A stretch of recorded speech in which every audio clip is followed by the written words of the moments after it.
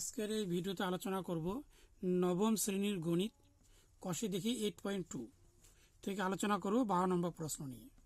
এখানে a square minus 9b square plus 4c square minus 25d square minus 4ac plus 30bd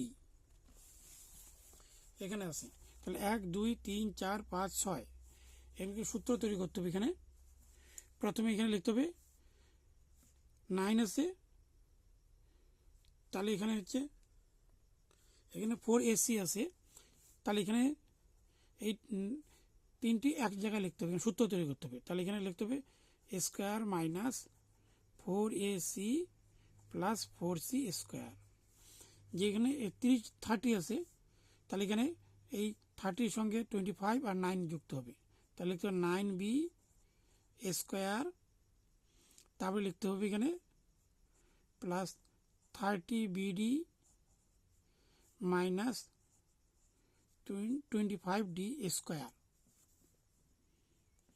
তাহলে a square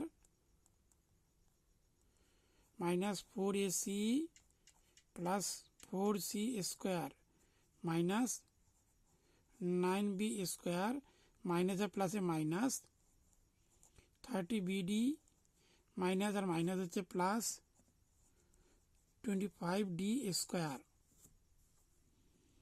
তাহলে এখানে সূত্রকে তৈরি করতে হবে a এর হোল স্কোয়ার মাইনাস সূত্রে 2, a হচ্ছে a, b হচ্ছে 2c প্লাস 2c এর হোল স্কোয়ার মাইনাস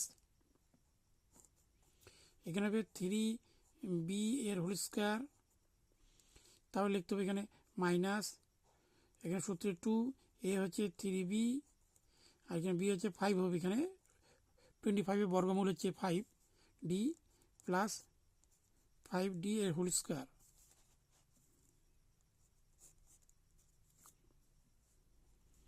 তাহলে a minus b whole square, a এখানে a মাইনাস b হচ্ছে 2c এর হোল স্কোয়ার মাইনাস এখানে a minus b whole square, a হচ্ছে 3b মাইনাস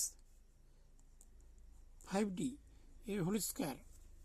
তাহলে স্কোয়ার মাইনাস বি স্কোয়ার সূত্র হবে, এখানে a হচ্ছে a minus 2c plus b হচ্ছে 3b মাইনাস 5d,